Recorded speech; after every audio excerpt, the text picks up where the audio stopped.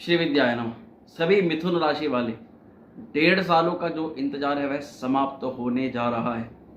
1.5 सालों से 18 महीनों से जो परेशानी, जो दुख के आंसू आपने देखे हैं वे तो सुख में परिवर्तित हो ही रहे हैं। साथ ही राहु महाराज आपको ब्रह्मदेव का वरदान भी देने जा रहे हैं। जी हाँ मित्रों, राहु महाराज का राशि परिवर्तन होने जा रहा है। 30 अक्टूबर से लेकर के 2025 तक की यह समय अवधि रहेगी और 2025 में भी ये 29 मई 2025 तक राहु अब मीन राशि में यानी कि आपके कर्म स्थान पर विराजित होने वाले हैं। कर्म स्थान पर जब राहु संचरण करेंगे तो मैं आपको बताना चाहता हूं कि यहाँ पर राहु को बहुत ज़्यादा शुभ नहीं, बहुत ज़्यादा शुभ माना जा रहा है और उसके कई सारे रीजन हैं। ये आपके द्वितीय भाव को, चतुर्थ भाव को, षष्ठम भाव को राहु यहाँ पर प्रभावित करेंगे। अब तक राहु आपके 11वें भाव में थे। जो डिसीजन ले रहे थे वह डिसीजन गलत हो रहे थे, गलत मित्रों से संपर्क बन रहा था, गलत क्रियाकलाप हो रहा था, बिना बात की आप समस्याओं में फंस रहे थे, पैसों का अपव्यय हो रहा था, चरित्र पर हनन दोष लग रहा था, कर्म क्षेत्र से बाहर निकाल दिया गया था, घर परिवार में सुख सुविधाओं की तो कमी हुई ही थी, घर परिवार वालों का जो विश्वास था वह भी आपके ऊपर से उठ गया था, आपका विश्वास घर वालों से ऊपर उठ गया था। इस तरह की बहुत सारी समस्याएं पिछले 1.5 साल में देखने के लिए आपको अवश्य मिली होगी। कर्म क्षेत्र से नौकरी से निकाल दिया, व्यापार में बहुत बड़ा नुकसान हुआ, शारीरिक, आर्थिक और मानसिक रूप से बहुत बड़ी बड़ी समस्याएं आपने फेस करी होंगी। मुख्य रूप से उधार संबंधित, लोन संबंधित दिक्कतें और पैसे का कहीं फंस जाना आदि चिंताएं तो हुई होंगी। परंतु मित्रों अब क्या होने जा रहा है कि राहु का जो परिवर्तन है, राहु मीन राशि में आपके 10वें भाव में परिवर्तन करने जा रहे हैं और ये शुभ इसलिए माना जा रहा है क्योंकि यहाँ पर जो राहु का परिवर्तन है वह मीन यानी कि बृहस्पति द्वितीय भाव राशि में होने जा रहा है और यहाँ पर क्योंकि राहु देवगुरु बृहस्पति का भी सम्मान करते हैं, इसी के साथ साथ इस पूरे 18 महीने में आने वाले 1.5 साल में राहु जिस भी नक्षत्र में परिवर्तन करेंगे वह सभी नक्षत्र राहु के मित्रों के नक्षत्र होंगे और सबसे लास्ट में राहु के स्वयं के नक्षत्र में परिवर्तन करेंगे। दशम दिशा भी उत्तर की होती है, राहु भी उत्तर दिशा का जो है प्रतिनिधित्व करता है। तो मित्रों यहाँ पर राहु दिशा बली, दिग बली भी बहुत अत्यंत हो जाता है, जिसके कारण से आपको विविध प्रकार के लाभ प्राप्त हो सकते हैं। तो ये मैंने आपको बताया कि किस प्रकार से राहु यहाँ पर शुभ परिणाम देने जाए, परंतु कुछ सावधानियां भी आवश्यक हैं। जरूरी नहीं कि हर ग्रह गोचर करने पर लाभ ही दे, कुछ सावधानियां भी आपको रखनी है, उसी के बारे में आपको सचेत भी करूंगा। परंतु लाभ ज़्यादा हैं।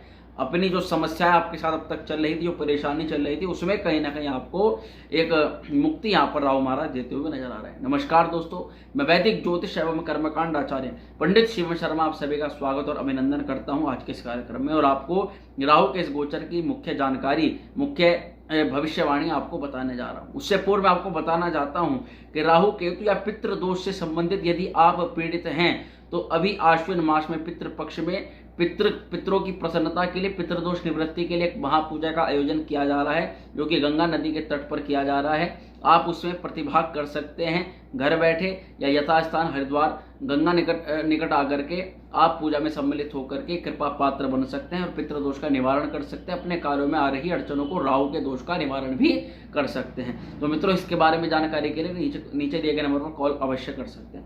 मित्रों ये आप जानकारी मैं आपको बताना चाह रहा हूँ जो राहु दशम भाव में है। सबसे पहले यहाँ पर क्योंकि बृहस्पति की राशि पर बृहस्पति सौम्य ग्रह, अब एक एक करते हुए बिना झोल के आपको वीडियो में पूरी समझा देता हूँ। सबसे पहला यहाँ पर राहु आपको बुद्धिमत्ता, चालाकी प्रदान करेगा। राहु अब तक आपकी जो सीधा सादगीपन के कारण से आपने नुकसान उठाया है, लोगों पर विश्वास कर लिया, फिर उन्होंने ही आपके विश्वास को तोड़ा, उन सभी चीज़ों में अब आप दोबारा नहीं फंसेंगे। तो यहाँ पर सबसे पहला प्रभाव राहु जो है आपको बुद्धिमत्ता भी देगा, साथ में चालाकी भी प्रदान करेगा ताकि आप अच्छे और बुरे में फर्क करना पहचान जाए। इसी के अलावा क्योंकि राहु का प्रभाव है दशम भाव में, अब यहाँ पर जैसे कि मैंने बताया दिग्बली भी है, मीन राशि में है, यहाँ पर नई नौकरियां और व्यवसायों के लिए भी अच्छे योग बनते हुए नजर आ रहे हैं। इसी के साथ राहु क्योंकि काफी प्रभावशाली है जिसका कारण मैंने आपको बता दिया, तो 18 महीनों तक मित्रों के नक्षत्रों में गोचर करने के कारण से पिता के साथ में तालमेल अच्छा होगा, सीनियर अधिकारियों से भी तालमेल अच्छा बेहतर बनेगा, कर्म क्षेत्र में आपको नेम फेम भी होगा क्योंकि राहु का प्रभाव ही होता है फेमस करा देना, रातों रात अर्श से फर्श तक, फर्श से अर्श तक व्यक्ति को पहुंचा देना। तो यहाँ पर राहु दशम भाव कार्य क्षेत्र में एक विशेष फेमसनेस आपको प्रदान कर सकते हैं।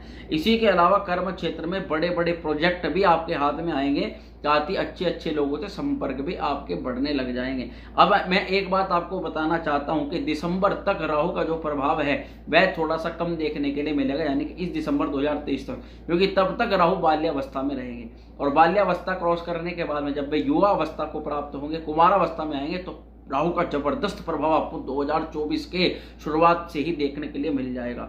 परंतु अब मैं आपको बताता हूं कि जो लोग मेडिकल से संबंधित काम करते हैं, राजनीति में हैं, इंजीनियरिंग में हैं, या फाइनेंस से संबंधित काम करते हैं, आयात निर्यात का काम करते हैं, इलेक्ट्रॉनिक्स मल्टीमीडिया से संबंधित आपका काम है, शराब से या किसी भी प्रकार के मादक पदार्थ का आप काम करते हैं, सोशल मीडिया, एक्टिंग या एक्ट्रेसेस हैं, या इसमें अपना करियर को, इन सभी चीज़ों में अपने करियर को बनाना चाहते हैं, विशेष लाभ देगा राहु यहाँ पर इन सभी जातकों को जिनके यह काम है, क्योंकि ये राहु का ही प्रतिनिधित्व करते हैं ये सभी कार्य। इसी के अलावा क्योंकि राहु की जो दृष्टि है वह द्वितीय भाव पर, धन भाव पर है।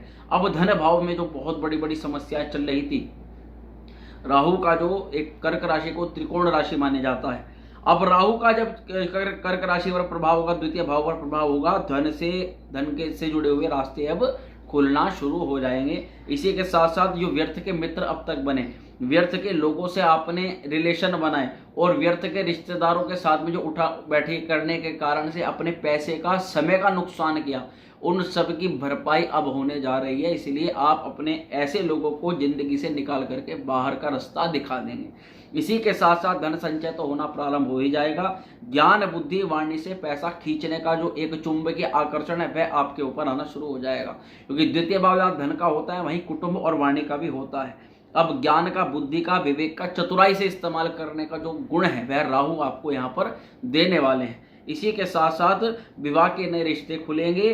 कोई खुश हो या ना हो, आपको अपने कार्य में संलग्न रहना है, ऐसा आपको राहु यहाँ बल प्रदान करते हैं। यहाँ पर राहु कोई क्या कह रहा है क्या नहीं कह रहा है, कोई अच्छा कह रहा है कोई बुरा कह रहा है, कोई बता रहा है कि आपको इस काम से प्रॉफिट होगा, कोई कह रहा है लाभ होगा, कोई हानि होगी। परिवार में माता पिता या कई लोग मना कर रहे हैं ये काम मत करो, रिस्क है, ऐसा हो जाएगा वैसा हो जाएगा, इन सभी चीज़ों से बाहर निकलेंगे, क्योंकि इन्हीं के कारण से आप अब तक अपने कार्य को नहीं कर पा रहे थे और लोगों की सुनने के कारण से अपना जो भी आपका मोटिव था, जो आपका कार्य करना था, उसमें आप आगे ही नहीं बढ़े थे, जिस कारण से आपको कुछ हासिल ही नहीं हुआ। तो मित्रों, अब यह समय रहेगा जब आप अपने ज्ञान बुद्धि विवेक और चतुराई से अपने कार्य को कुशल बनाएंगे, कार्य को करेंगे। परिवार ने जो नाजायज फायदा जिन लोगों का, मिथुन राशि वाले जातकों का उठाया है, वे तो भुगतेंगे ही भुगतेंगे, उनका समय आएगा, परंतु साथ में आपको भी लाभ मिलना शुरू हो जाएगा। अब आप परिवार के ऐसे लोगों से बचना प्रारंभ कर देंगे और साथ ही ऐसे लोगों की परख भी यहाँ पर राहु ने आपको अच्छी वाली बात ही 1.5 साल में करा दी है। इसी के अलावा एक बात मैं आपको बताना चाहता हूँ, लालच मन में बढ़ना, ये सब राहु का प्रभाव होता है। इस पूरे समय अवधि में यहाँ पर लालची तो व्यक्ति आपको बनाएंगे ही बनाएंगे राहु महाराज, क्योंकि बिना लालच के धन कमाया नहीं जा सकता। केवल अपने जो निजी कार्य हैं वह पूरे किए जा सकते हैं, बाकी जो अपने ऐश्वर्य हैं, जो अपनी इच्छा है, उनकी प्राप्ति के लिए लालच तो 101% आता है। तो राहु के प्रभाव से लालच बढ़ेगा। थोड़ा सा राहु की जो दृष्टि है वह चतुर्थ भाव पर रहेगी, कन्या राशि पर। चतुर्थ भाव माता, भवन, भूमि आदि का होता है। तो थोड़ा सा मैं आपको निगेटिविटी समझाना चाहता हूँ कि इस गोचर की क्या है कि माँ से क्लेश के थोड़े से योग बनते हैं, माता के स्वास्थ्य की थोड़ी सी हानि होती हुई दिखाई देती है। अब ऐसे में यदि आप ज़्यादा अपनी माता की ही बातें मानते हैं तो थोड़ा सतर्क रहिए। उसके प्रभाव से आप यदि अपने कार्यों को छोड़ करके अपने परिवार पर ज़्यादा ध्यान दे रहे हैं, या मेरे परिवार में क्या हो रहा है, क्या गतिविधियां हो रही हैं, उन पर ज़्यादा ध्यान दे रहे हैं, तो अपने काम को डिस्टर्ब कर लेंगे, नुकसान कर लेंगे, कोई भी लाभ उससे नहीं होगा। ज़्यादा बातें जहाँ आपको माता की गलत लग रही हो उन बातों का अनुसरण न करें और सही बातों का ही अनुसरण हाँ में हाँ मिलाए। बाकी जो गलत बात है उनका अनुसरण बिल्कुल न करें। उसी से आपके परिवार में जो दिक्कतें हैं, जो परेशानियां, फिर वह ठीक रहेंगी, उनमें दिक्कतें नहीं होंगी।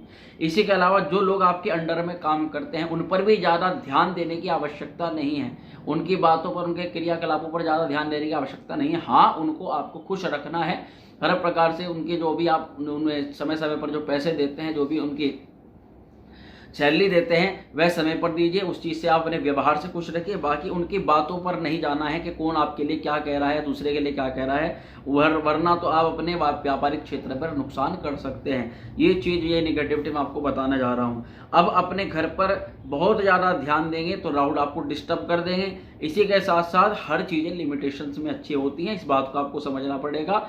अपने कार्य में उतना ही ध्यान दें, अपने परिवार में भी लिमिटेशन के हिसाब से ध्यान दें। मेन फोकस अपने काम पर रखें। 1.5 साल आपका कार्य के लिए बहुत ज़्यादा अच्छा है।